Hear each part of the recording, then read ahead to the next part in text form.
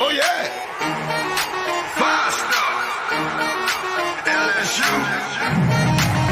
I said, they ain't ready for the LSU. No, they ain't ready for the LSU, huh? They ain't ready for the LSU. No, they ain't ready for the LSU. We the best in the league if you looking for talent. LSU going hard, but we beat Alabama, then we going out to Florida. Drown the Gators, everybody getting bucked when we step in the stadium. This the LSU anthem, you know it's a hit. You don't know another rapper two-step like this. See me screaming out the window, yelling purple and gold. I'm an LSU fan, girl, you know how we roll now. Back and back it on up. Hey, back and back it on up. Hey, back and back it on up. Hey, back and back it on up. Hey, way down in the back.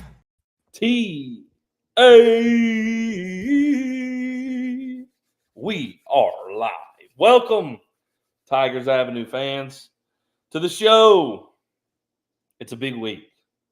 It is a do or die week. Every week from here on out is a do or die week for the LSU Tigers. So lots to discuss this evening. College football playoff rankings have released their first poll.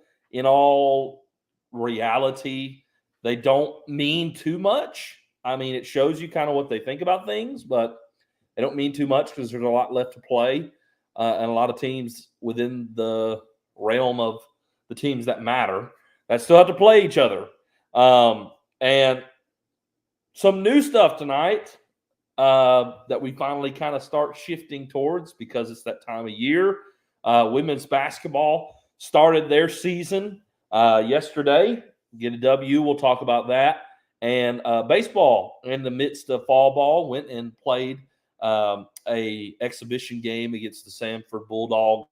Little 21-inning, 7-inning type game exhibition down in Biloxi, Mississippi, at the minor league team there, the Biloxi Shuckers. So we will obviously discuss those things. And Zach, even the men's hoops kick it off tomorrow night.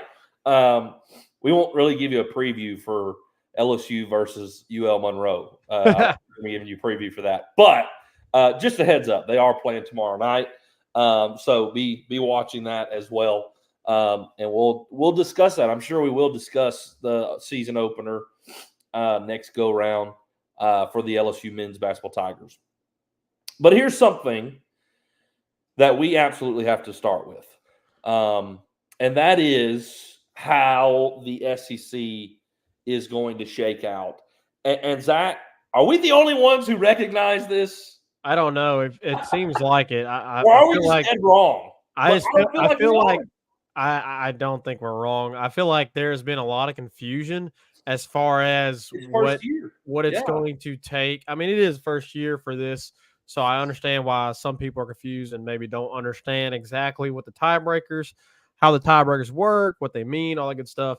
But yeah, I mean, apparently we are maybe one of the few that I've seen that has fully understood. I mean, I was in a group chat not long ago, and a lot of people that know their stuff were still like, oh, really? That's how that works? And I was like explaining it. Yes. I was like, yeah, this is how this works. I mean, just look at the tiebreaker rules. Absolutely. Yeah. So pull up the standings so we can look at it live and we can talk about this. Yeah, let me do that for us.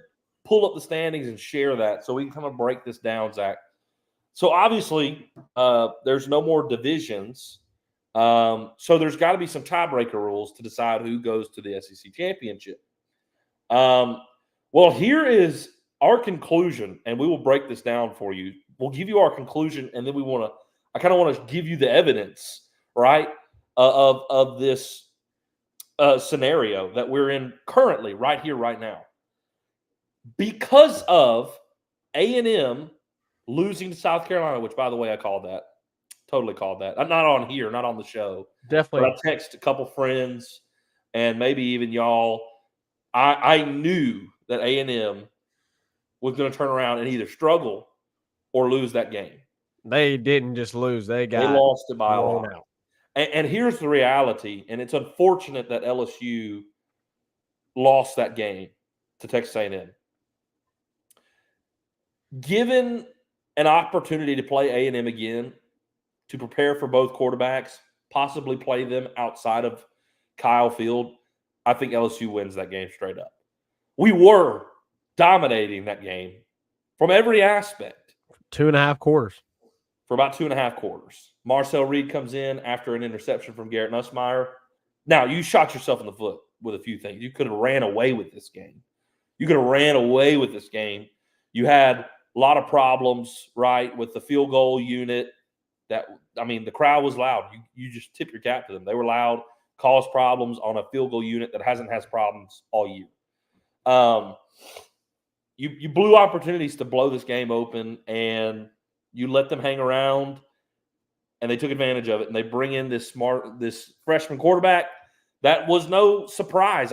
Zach, I was wondering when they were going to bring him in because Weigman was playing so bad. Yeah, and it's not like he was a stranger. Like, he played several games for A&M while Weigman was hurt. So I knew it was going to happen. First pick, Marcel Reed comes in, first play, score, and the rest, you know how it goes. Threw 2 more interceptions, and we could not stop a nosebleed against Marcel Reed. Anyways, but I think given another opportunity, prepare for Marcel Reed, maybe a neutral site, LSU wins that game. Okay, beside the point. Because they go and lose that game to South Carolina, there is now, Zach, do you have it pulled up? Yes. There is now a 5-way tie in the SEC standings. There's a 5-way tie. I mean, I guess it's not technically a tie, but if they all, like, there's one loss, right? Georgia, A&M, Tennessee, Texas, and LSU, all with one loss. Here's what I'm telling you. Here is our conclusion.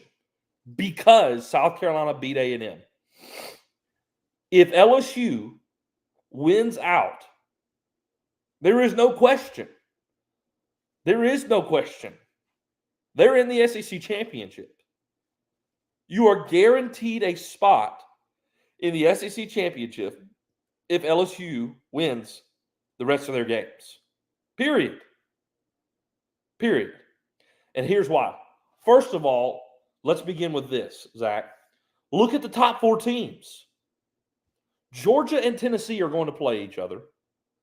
Texas A&M and Texas play each other. What does that mean, Zach? That means that they are going to have more losses. Crazy. 2 of those teams, at least 2 of those teams, they play other SEC games, by the way. But at the very least, 2 of the teams will add an extra loss. They have to. Yeah. There's no way around that.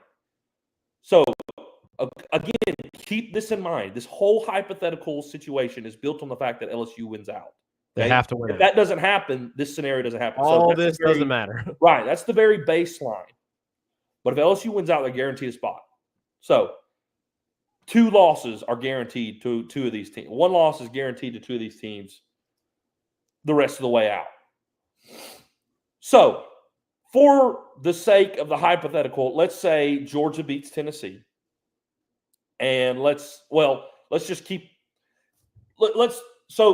this. You look at the tiebreakers, by the way, on SECsports.com. Okay, it's straight from there. That's what I'm telling you. You can look for it yourself, SECsports.com. These are the tiebreaker criteria. Number 1 is head-to-head. Number 1 is head-to-head. Okay? All of these teams don't play each other head-to-head. The only teams who potentially will be tied and will play head-to-head is Texas A&M and LSU. Talking about getting a chance in the SEC championship. So Georgia and Tennessee don't play each other. So let's say Georgia wins the game. LSU and Georgia will be vying for a spot in the SEC championship if they both win out. Well, the first criteria for the tiebreaker between those 2 teams to get in is head-to-head. We don't play head-to-head. Move on to the next one. The second one, as Zach so graciously has pulled up for us. I don't know if you can see letter it or not, B. but... Can you pinch and zoom in a little bit, maybe? Oh, Lord. Hold on. Maybe you can pinch and zoom in. Maybe. maybe. We'll just have to go like that for Okay, that's fine. You see it. You can pull it up yourself. But B, record versus all common conference opponents among the tied teams. Okay? That means the teams that you have in common in the conference, your record against them will break the tie. For Georgia, the common teams is Alabama. Oh, I got a thumbs up there. Well, I'm drawing a blank off the top of my head. It's Alabama. That's the difference maker. We play 3 common opponents. But the difference maker is Bama if LSU is able to win this Saturday. If you win out, so if you win this Saturday, here, let me pull up their schedule real quick so I can look at it. It's Bama, Ole Miss, and it's 3 teams: Bama, Ole Miss, and Florida. So they've already beat Florida. They've already lost to Alabama. So if you win this Saturday and win the rest of your games, beat Florida as well, you're 3-0 against common conference opponents against Georgia. They are 2-1 because they lost to Alabama. That puts you ahead of Georgia. So let's play this scenario with – so you have the second – again, if LSU wins out, you have the tiebreaker against Georgia according to the second criteria there. Here's with Tennessee. There's no head-to-head, so you go to the common conference opponents. Here's your common conference opponents: Oklahoma, Arkansas, Florida, Bama, Vandy. You have 5 common conference opponents with Tennessee. They already have a loss against a common conference opponent, Arkansas, that you have beaten. If you win the rest of your games, you are 5-0 in common conference opponents against Tennessee. They will be 4-1. That puts you ahead of Tennessee. So regardless of who wins against Georgia and Tennessee, you're ahead of them. You're ahead of them. Both of them. So whoever wins, if they win out, you're ahead of that team, Georgia or Tennessee. Okay? So let's look at the Texas A&M Texas game. That's what it comes down to, because you're ahead of Georgia or Tennessee regardless if you win out. Either team. So it comes down to the A&M and Texas game to decide who plays LSU. If A&M wins out and beats Texas, it's A&M versus LSU again. It's A&M versus LSU again. In the SEC Championship. If it's Texas, it depends on who wins the Georgia-Tennessee game. If Texas wins and Georgia wins the Georgia-Tennessee game, it's going to be Georgia because they have the head-to-head. Correct. So it would be LSU versus Georgia. If it goes to Tennessee, I'll be honest, I don't know if it's Tennessee or Texas. But that's beside the point. The point is, if LSU controls their destiny, if they win the rest of their SEC games, you are in the SEC championship regardless. It would probably be Texas, Reagan, because of this right here. Yes. Because Texas will play Arkansas. And will most likely beat them. Correct. I imagine Texas will beat Florida. Right. Obviously, Tennessee already beat Florida, right? Yeah. Yes.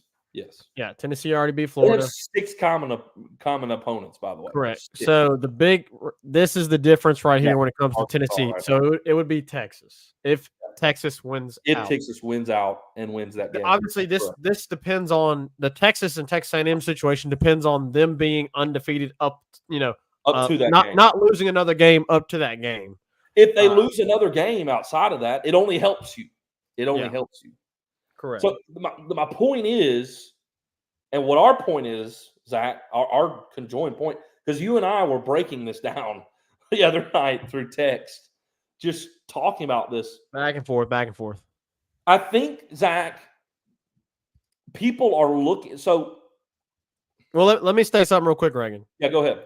the reason that this all came about is because of the Texas A&M South Carolina game. Did you already mention that? Yes. That's the only reason it's come about. That's the only reason this has come about, because as I stated on a tweet on X this past Saturday night, the only danger of LSU not making the SEC championship if they win out was Texas A&M beating South Carolina and then losing to Texas.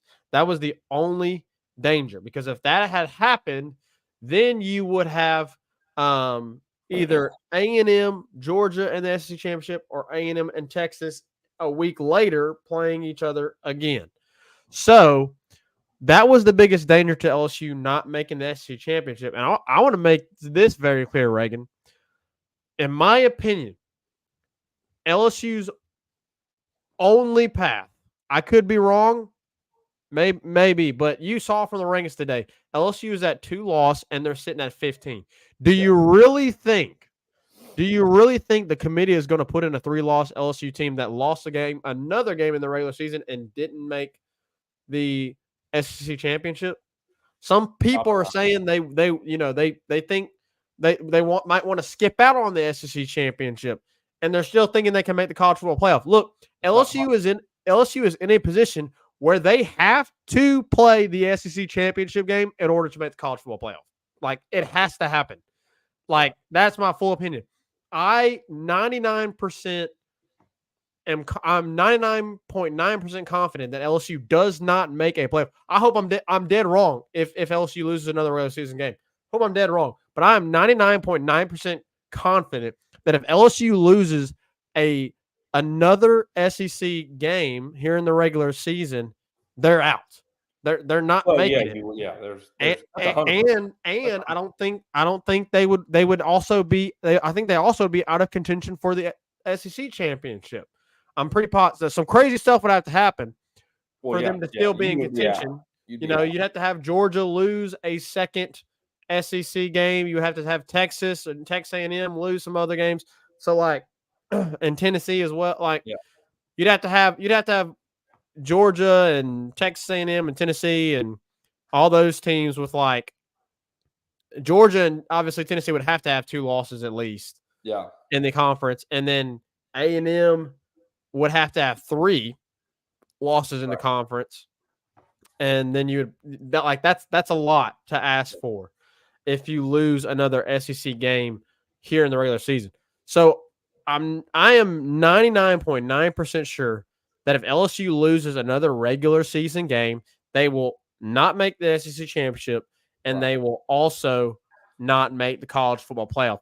So the only way that LSU is going to make the college football playoff is going to the SEC championship game and winning it. Top 4 seed. Correct.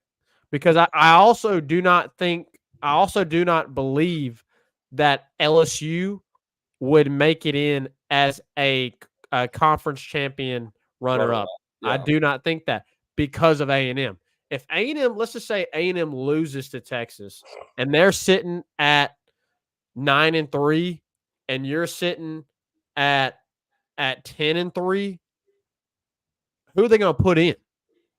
Right. I would think Texas A&M over you because you had lost a head-to-head game against them. Right. And then obviously, whoever got left out of the SEC championship would get an at-large bid, and then the SEC champion would get a bid. I don't think that the SEC is going to get 4 teams in the playoff. I don't. I think they get 3. And with that said, LSU has to win the SEC championship. So in order for all this to work, LSU has to win out. They have to go to the SEC championship, which if they win out in the regular season, they will be in the SEC championship.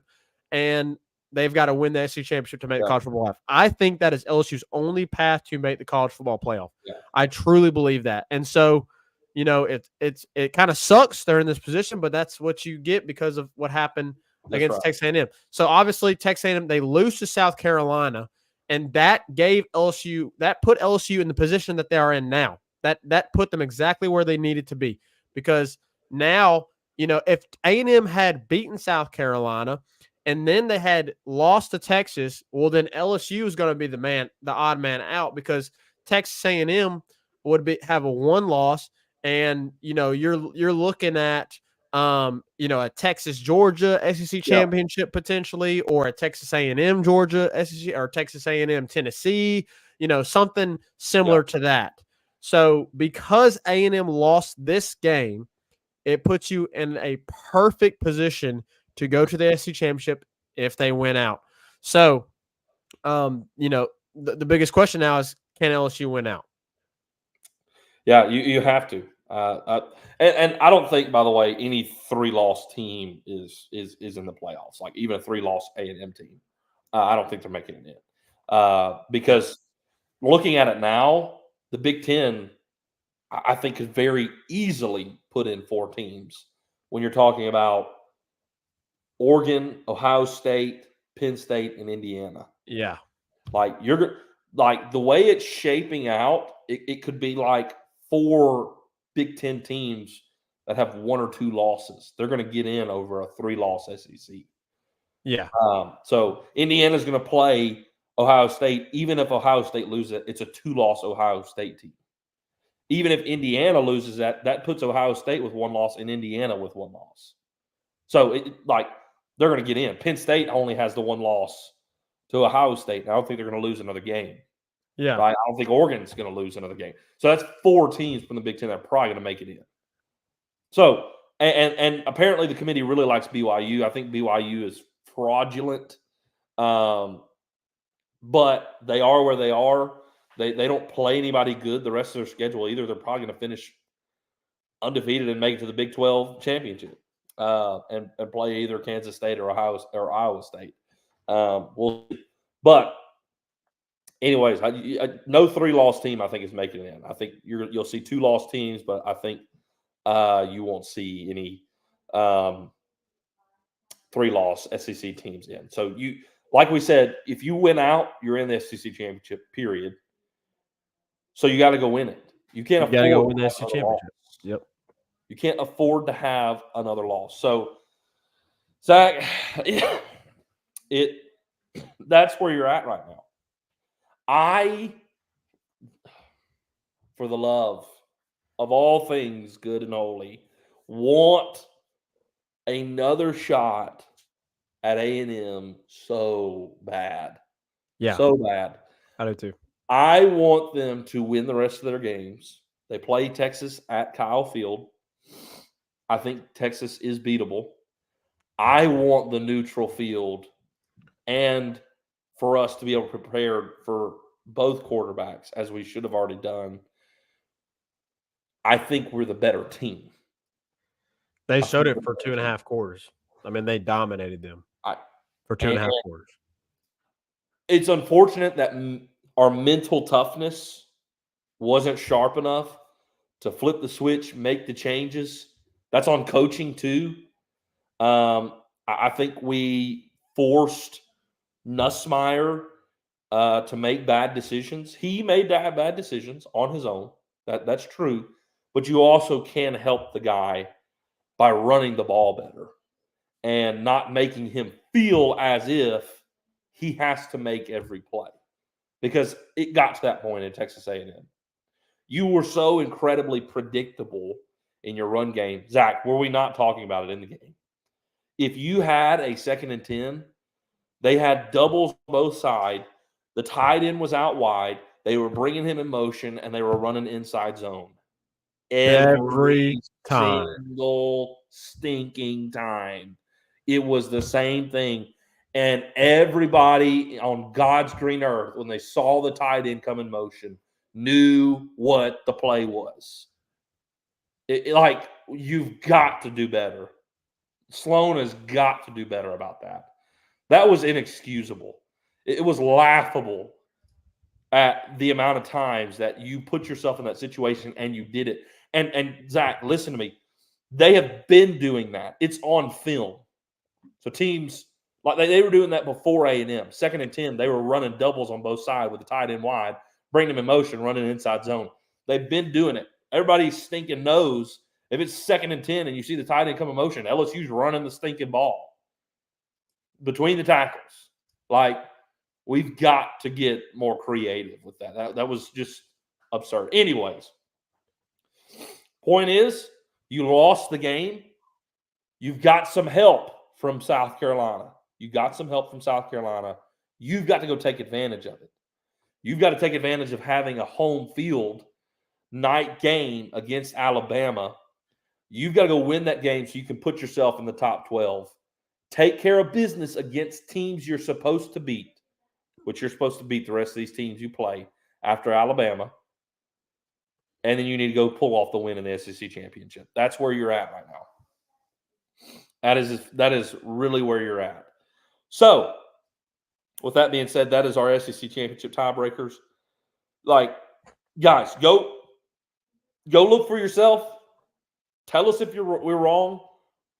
The only way Zach, the only reason I think some people are saying it's conference opponent winning percentage is because there's a multiple team tie. If it was a multiple team tie, like between those teams, like between LSU, Tennessee, Georgia, Texas, the only common opponent is Florida. That's it. So you would skip A, B, and C because all 4 teams don't have a head-to-head. The only common opponent is Florida. All teams are most likely going to beat them. So then you would go to that cumulative winning percentage against for your conference opponents. That's the only reason I think they're going to that. But the reality is 2 of those teams are going to get another loss. So there's not going to be that big tie. Correct. So follow the criteria. Follow the criteria and you realize LSU wins out, they're in. They're in, and they got to go win it. All right. With that being said, Zach, crazy enough, as I can't believe that we're talking about this already. But baseball and basketball, the time has flown. It's already here. And baseball, in the midst of their fall ball, obviously they went down to Biloxi, Mississippi this past weekend, played a 21-inning exhibition against Samford. They did 3 7-inning games, and they won all 3 of them. The first one was tight. Yeah, it was the closest game. Samford actually scored 2 runs late in the game. Yeah. To make it 4-3. It was 4-1. They made it 4-3. You closed it out. The second game, I believe, was 7-2, and the last game was 9-1. Your most dominant game. Zach, here's number one. I think I want to give the starting, lineup of things like you would have in question, right? So the infield was kind of what you expected it. Jones first, Milam second, Braswell shortstop, and what we've been saying, Zach, third base for Daniel Dickinson. Now, Jay Johnson said, Zach, and I thought this was pretty interesting. Jay Johnson said that they have rotated all 3 of those guys between second, shortstop, and third. Yeah. So it'll be interesting to see how that plays out. Ultimately, I would like for it to stay the same just for continuity's sake. But they have tried different looks in the infield. But you also have guys like Tanner Reeves who is solid. There's depth there, Zach. There's good depth there. I like the infield. Zach, the most probably debated or I don't know, like up for grabs position is the catcher position. Yeah. And Luis Hernandez got the start there. Again, this is an exhibition game. It's fall ball. There's a lot to go. Blaze Priester in a lot of the fall ball stuff has looked really, really good. He gets the nod. Luis Hernandez gets the nod. So there's clearly still a battle ongoing there. I'm sure they rotated guys. There wasn't much coverage of this exhibition, but I'm sure they rotated guys. They rotated guys at the position throughout the games. But Luis Hernandez did get the start.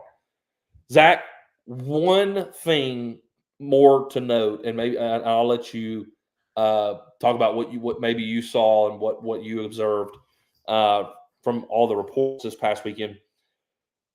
Zach, this freshman in the outfield, Daniel Curiel. Curiel. I don't know how to pronounce his last name. Yeah, Curiel. Curiel is making waves. For a long time, Daniel Curiel was considered the top player in his class. Some things happened his senior season. I don't know if it was injury or what, but he had a bit of a shaky senior season, and it made people kind of question him, and he dropped a little bit.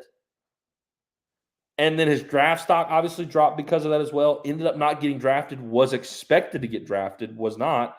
Made it to campus. And Zach, he is impressing. Yeah. And he made the start in the outfield. He got in at the outfield. He got in the lineup. Another thing of note, Chris Stanfield got the start at center field, the transfer from Auburn. Those are some things that I just wanted to point out there.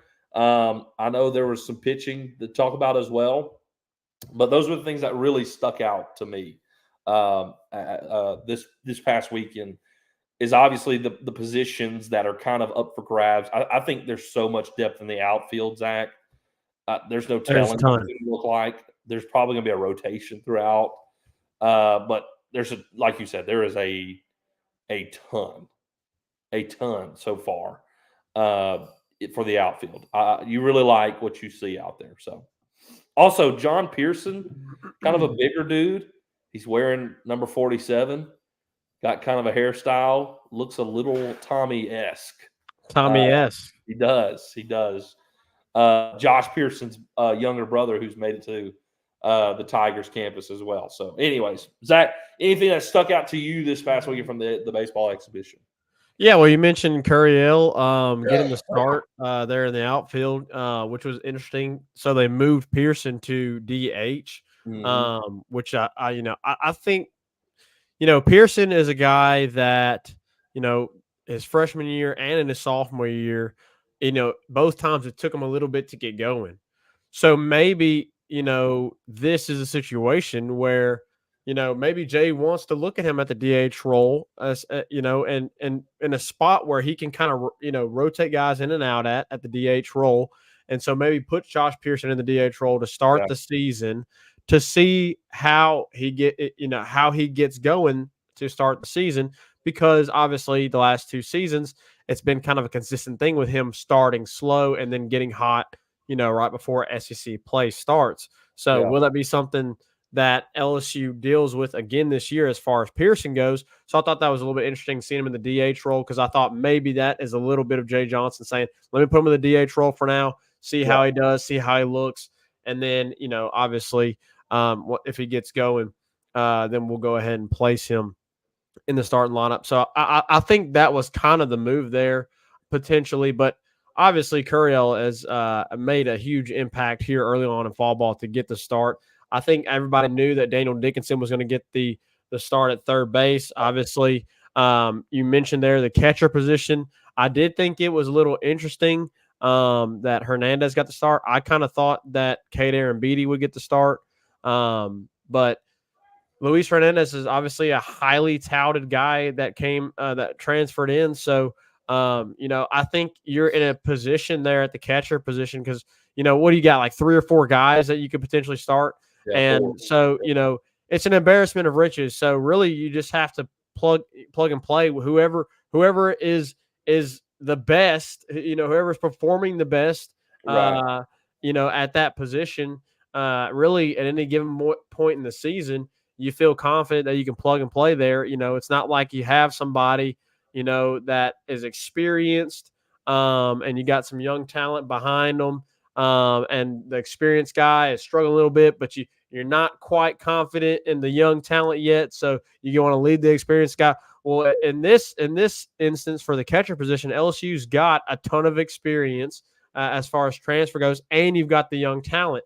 So you got two guys that have the experience, and then the young talent as well. So LSU, I think, is in a really good spot in the catcher position, although that is a position that LSU will have to replace. And as you mentioned, kind of a spot that you're looking at in the outfield is you've got a ton of depth back there. We discussed it, I think, early on that maybe Stanfield is a guy that potentially doesn't crack the lineup, but here he is starting in center field there to in the exhibition. I do like what I saw out of Chase Shores. He was bumping. I think 98 is what I saw from the reports. But getting up to 98, I'm sure that'll climb a little bit once he gets completely season ready. There's still a lot of time between now and the start of the season. But yeah, LSU won a close game. Game one, I think 4-3 was the final, and then LSU was able to have a dominant game two and game three. I think the second game was 7-0, I think, or something like that, or maybe 7-2. 7-2 or something like that. Yeah. And then LSU was able to win the third game 9-1. So 7-2 for the second game. So you really like what you see so far out of this team. They're extremely deep in the pitching staff. So you're going to be able to really be able to find out, okay, who are the three guys that we know, like, and it's like, it feels like we've discussed this the last couple of seasons, Reagan.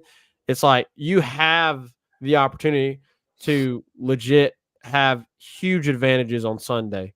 Whereas a lot of teams, they're kind of, bullpen day, find a guy that can give you, 2 to 3 innings and then go to the bullpen, something like that. LSU has been lucky to have players that can give you very long outings on Sunday and then fill where necessary with the bullpen. I mean, think about this, Reagan. You have Chase Shores. Yep. You have Chase Shores. You have William Schmidt. Yep. You have Zach Cohen. You have Anthony Ianson. And then you have Cade Anderson. I mean, that's 5 guys right there that can start for you. And that's not even including what's the other guy that transferred in? Chandler Dorsey. Chandler Dorsey, which I know he projects kind of as a closer, but like there's just so many guys. There's so many guys Jaden. I mean, there are so many guys that have the opportunity to potentially be in the weekend rotation.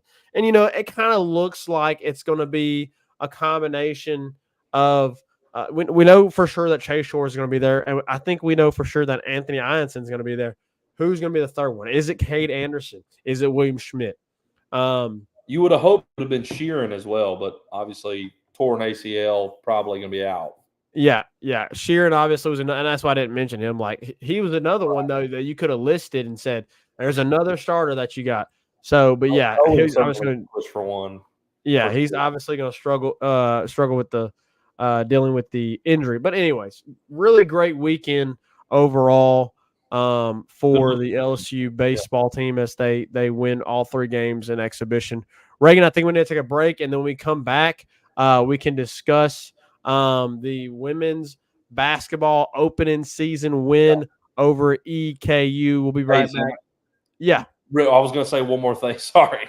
But go ahead. Because we were talking about pitchers. The 9-1 victory, you had 3 pitchers. All freshmen.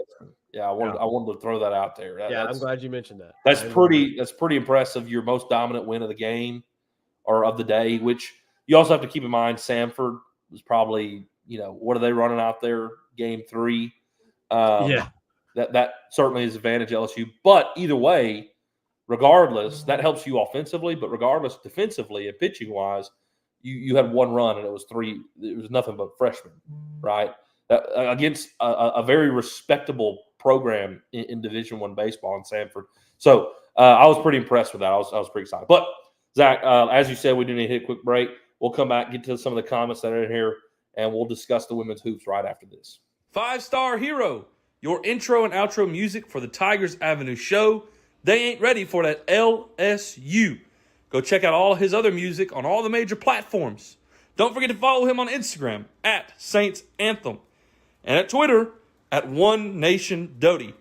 Don't forget to check out his Facebook page for all his Saints and LSU merchandise. Can't get any better than Sarah Klein Stevens, attorney at law.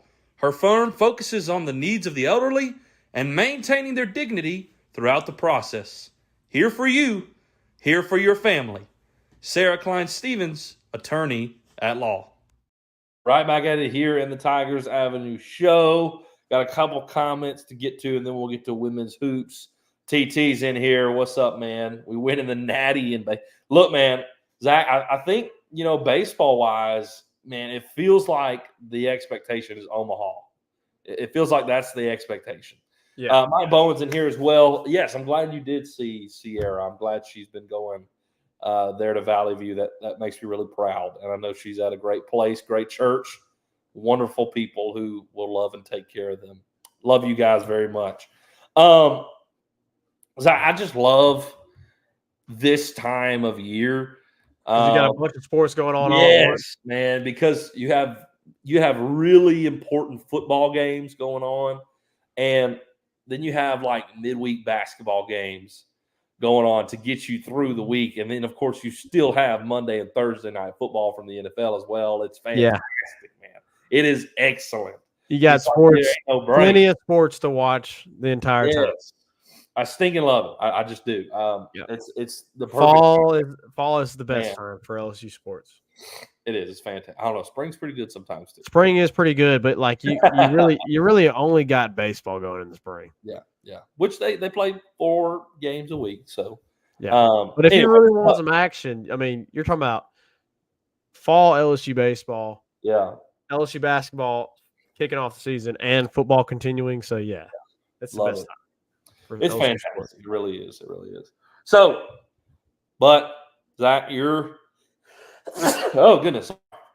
most popular, I'll say this, your most popular basketball team of the program tipped off yesterday.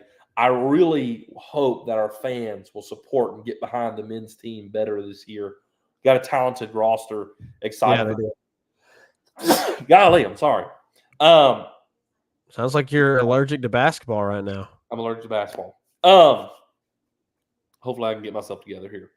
But Zach, women's hoops tips it off, gets it started. Dominant victory as you expected over Eastern Kentucky University, 95-44. New players. It's a new era. No Angel Reese. Yeah. You get Flage back. You have Anissa Morrow. Samaya Smith is back from injury. You love to see it. Got good players returning, players that you hope take a step, and then transfers that you're hoping will also impact this season. So looking forward to what the rest of the season will hold. But last night was a great start. Zach, what did you see that really impressed you? What did you like? Well, you obviously expect a lot from your big three. You got Flage, Anissa Morrow, and Michaela Williams. Those are the 3 players that are obviously the best on the team and that you expect a lot out of. Obviously, they're going to share the bulk of LSU's offensive production, and that's exactly what happened. As you mentioned, excited to see what Samaya Smith can do. Hopefully, with a completely healthy season, a full healthy season. I want to wish that for her. I hope nothing else happens to her. I know she's dealt with injury a lot the last few years, especially coming out of high school. She was dealing with injury and last year. So we want to hope that she has a completely healthy season, because I really feel like she can be a very good post player. I'm not talking Angel Reese caliber, but a type of player that can give you really, really quality play, and that can give you, obviously her rebounding the basketball, but give you, can she give you 7 to 15 points a game? That's impactful. So I think that's a type of game player that Samaya Smith can be for LSU this year. But for the game, Anissa Morrow started it off hot. LSU takes the ball, first possession, and Anissa hits a little fadeaway to start the game. She made the first 2 shots. and EKU. They kept it a little bit close there in the first couple of minutes. And then Flau'jae Johnson said enough of this, and she completely took over the game, and she ended it in a very quick fashion. I think she had 12 points there in the first quarter. She looked completely dominant. I think there was one 3-ball. Her first shot she missed was a long 3-ball. But after that, I mean, she was just on fire. Michaela Williams also got going there a little bit and more in the second half. But overall, you had 4 players that finished in double digits. Flau'jae Johnson being your leading scorer at 25 points, the leading scorer for the game. Anissa Mora and Samaya Smith both had double-doubles. Anissa Mora put up 20 and 10, and then Samaya Smith put up 15 and 11. So, that's a really good, I think, spread out, as far as spreading out the points. I think, that will serve LSU very well. So we know about the four other players. We know the 4 main players. We know about Samaya Smith coming off injury. We know about the big 3. What about the rest of this team, right? You obviously have Leah Del Rosario coming back. Last year, Poa, she didn't play last night. Maybe some personal stuff going on, but, you expect her back at some point in the season, hopefully. What you got out of her. But what about all these transfers? And we saw Cheyenne Day Wilson start, which is the Miami transfer. Yep. And she's been very good. She's a senior, so she's got a ton of experience. She did not take a lot of shots last night versus EKU, right? But she nailed 2 deep threes. Yeah. They left her open. Nobody was guarding her. I mean, I don't know why you would, with as deep as she was. I mean, we're talking 5-7 feet off the line, and just drilled both of them. So she had a impactful. That's the area, I think, Reagan, that I want to see if there can be some help as far as perimeter shooting, right? Yeah. Obviously we know Flau'jae can hit the 3-pointer, but she's a little inconsistent at times with the 3-ball. And then Kayla Williams is obviously your best 3-point shooter, but you don't want to just have Michaela as your best 3-point shooter. You want to be able to have a couple of other players that can be able to hit from deep and that are a threat. So the defense has to guard all areas of the court, no matter what. And so to see Cheyenne Day Wilson be able to really stroke it well from outside the perimeter was impressive. We'll see what happens with Shepherd. I know she's dealing with the injury. She's working her way back. But also you had the Arizona transfer, Kaylin Gilbert. She came in. She gave you a ton of minutes. I think she had the most minutes off the bench, 21 minutes, and she gave you 9 points. She also looked really good and has a lot of experience coming from Arizona. And then obviously you had the Arkansas transfer, Jersey Wolfenbarger. She didn't have a huge game, but she's somebody that I think can come in and be a really good backup for Samaya Smith. Eat up boards. And she had a really impressive finger roll. She only had 2 points, and the point that she did have was the really impressive finger roll. So overall, I think this is a team that they're going to be really good. Can they win a championship? I don't know that. Obviously you have to take down the juggernaut of South Carolina. I think this is going to be a team where they did almost lose last night to Michigan. They played a really close game against unranked Michigan. So maybe I don't want to say that but obviously, you've got a tough road, and there's some good teams in the SEC. I don't expect LSU to be as dominant as they have been the last 2 seasons. Obviously 2 seasons ago when you won the national championship, you only lost 1 game in the regular season in conference play, and that was to South Carolina. You obviously lost to Tennessee in the SEC tournament 2 years ago, and then last year you had a couple of other losses in there, right? You had Auburn. You lost to Auburn. You lost a couple other games in conference before you lost in the SEC championship to South Carolina. So I think this year, you're going to see the team struggle a little bit more. I hope I'm wrong, but when you have a player like Angel Reese, who is just, an out of this world talent. Look at what she's done. If it wasn't for Caitlin Clark, she would have been Rookie of the Year in the WNBA. Injury. Yeah, exactly. So, when you have a player like that, because let's face it, not a lot of players make it in the WNBA just because of the salaries and the cap and all that good stuff. So there's not a lot of players that make it in the WNBA, and Angel Reese has made it in the WNBA. So you're talking about a phenomenal talent that LSU has not seen really since Simone Augustus.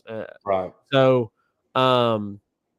it's going to be tough to replace Angel Reese. I'm not saying Samaya Smith is a bad player, but she's not Angel Reese. Right. Well, you're going to have to supplement the offensive output that Angel Reese gave you with some of the guards, and you're going to have to supplement those rebounds with obviously your bigs and Samaya Smith and Anissa Morrow is going to have to pick up some more of those rebounds. I mean, she was phenomenal last year. She averaged a double-double. So I expect Anissa to obviously take a step up in her role. But those guys, those girls coming off the bench, Del Rosario and Wolfenbarger, they're gonna play some really valuable minutes as far as when it comes to boards, and being able to sustain the offense when players like Samaya Smith and Anissa Morrow are out. So the Twin Towers, as they like to call them, the Twin Towers, Del Rosario and Wolfenbarger, they have some massive roles off the bench this year. Well, Zach, that's something I wanted to point out. You were talking about the bench. Is if you want to talk about an advantage from last year to this year, obviously losing Angel Reese is hard and whatnot. Replacing her, good start though. If you're putting up double doubles with Anissa Morrow, Samaya Smith, goodness gracious, Angel Reese is a double machine. If you can continue that trend, it's going to be awesome. And it'll make up for a lot where you're missing with Angel Reese. But Anissa Morrow is a dominant player in herself, and like you said, with Angel Reese out of the picture, she's going to take a step up this year. That I think a significant step, and Samaya Smith I think is going to be right behind her. But the biggest difference for me is depth. Yeah, you literally have 6 players last year. Right. Barely anything last year. You have 4 players you can rotate at the 4 and 5. Yeah. Right. You got Anissa, Samaya, Rosario, Wolfenbarger. That's deep. Yeah. You got a lot there. That's a lot of minutes you can spread out. At the guard position, you're deep. Geez Louise. Flage, Michaela Williams, Gilbert, Day Wilson, like you last year Poa. Shepard didn't even play. Gilbert, yeah. Gilbert, that's 8 players. And then you have Richard as well, yeah. Jaden Richard. You've got a lot more depth this year. A lot more. You can stay healthier. You can stay. You won't be as fatigued in games. I really, really like the depth that we have. Mulkey has really gone out and put together a solid team that can see a lot of players contribute pretty significant minutes this year. And that's, for me, that's the biggest takeaway I took from the other night was there's a lot of players that can play and give you significant minutes. And like you said, Wolfenbarger, she's maybe not one that's going to stuff the stat sheet, but she's one who affects the game, especially with her size. She's more athletic than Del Rosario is and has the size. So that's a huge bonus for you. Just kind of like you said, a tree down there compared to most girls, and she's a little bit more swift on her feet. So I really like that addition, alongside everything else that you have. So I'm pretty pleased with that. Zach, there's a couple more comments in here. Also, while we get to these comments, Reagan, we need to briefly, before we wrap up the show, discuss the men's basketball team, because yes, I was going to say we need to get our starting play. Yes, they will play tomorrow. So, we need to discuss, who we think is starting five, all that good stuff. I'm excited. Carl Dunn said Johnson went back to work after the season that he did. Extremely deep bullpen, and you've got a lot of guys in the outfield with some very experienced players in the infield coming back. So, yeah, LSU expects to be a very, very good team this year. Men is going to make the big dance this season. You heard it here first. I'm there with Carl. We'll see. I think the women's team will be more focused than last year. Reese was a distraction at times. I think there was other people being some distractions as well. I think there was other players. Namely a player that's no longer with the team that transferred out. That was a pretty big name player that came in. Oh yeah. A player that you expected to be really, really good that ended up not being so very good. Not being so great. So, anyways, no hard feelings at all, though. No hard feelings at all. No. Not at all. But I agree. I think you're deeper in terms of, just bodies, like to get in there and give you minutes, and you certainly have, I think, a team that'll be a little more close knit. Last year you were still really good, but you were just thin, and there were a couple things. Anyways, with that being said, Zach, I do want to kind of give starting five predictions. Zach, just real quickly, just like this women's team, dude, there's a lot of guys on this men's team that can contribute a lot. I mean, Cam Carter. I think starting five for me. I think I'm just going to go. I'm going to go with what he rolled out there because I think that it's going to be the same, right? It was Cam Carter, Jordan Sears, Jai Bailey, Jalen Reed, and Robert Miller. I will say this: Tyra Ward's going to start, I think, over Jai Bailey. Tyra Ward, I think, is going to start. Tyrell Ward and Derek Fountain are both battling some minor injuries right now. That's why I have Jai Bailey. But I'm just saying, like, if you're talking about, like, for the season, like, who's going to be Tyrell Ward, yeah. Like, right now, going into the season, yes, you got some guys battling injury, but I'm talking about, like, these are the five guys that are going to be your dudes. Like, that's what we really need to do. Over Robert Miller and Tyrell Ward over Jai Bailey. Yeah, I agree. That would be my five. Jordan Sears, Cam Carter, Tyrell Ward, Derek Fountain, Jalen Reed. And by the way, Jalen Reed, bro, he's poised to have a great season. I'm very excited. But there's like I was saying, that there's so many players that contribute. So that's our five. Then you add Robert Miller, Jai Bailey, Corey Chest, Mike Williams, Corey Chest, Curtis Damian Givens. Collins. Who'd you say? Curtis Givens. Victorious Miller. That's 12 players, Zach. Yeah. That's 12 players we just named.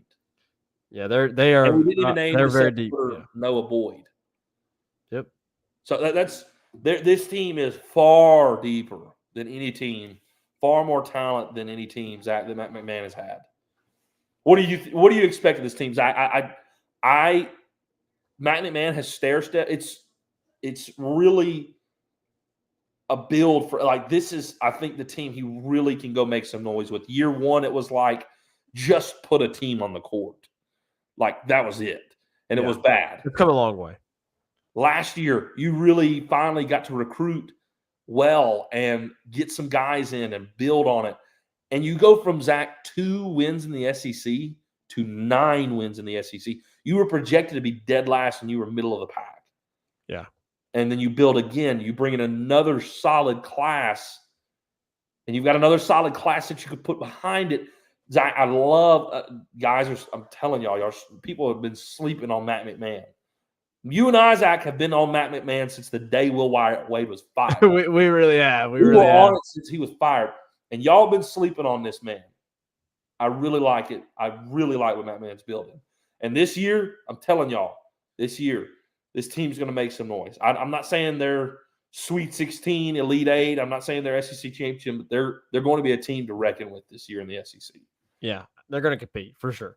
I am 100% with you as far as the starting five goes. I do think Jordan Sears will be at the point guard position.